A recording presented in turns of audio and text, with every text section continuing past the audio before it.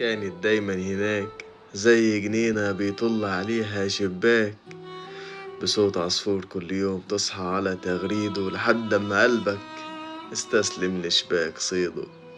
ريحها عطر فاح من عود الرياحين لما تدلل عليه الفل والياسمين، وبسببها قلبي قال لعقلي فهمني احنا فين.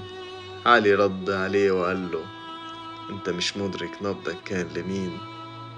قلبي سأل مشاعري ليه ملتي عليه، ليه سلمتيني ليه، هو عفريت مسك ولا زهرة بنفسك جمالها بينسيكي نفسك.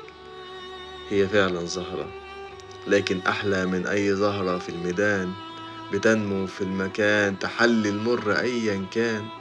معاها الأبيض والأسود أصبحوا ألوان، ومعاها السفر بيكون عبر الزمان يخليك تزور الجنان. روحها من النور أفنان، روحها من النور أفنان يفوح منه المسك والريحان.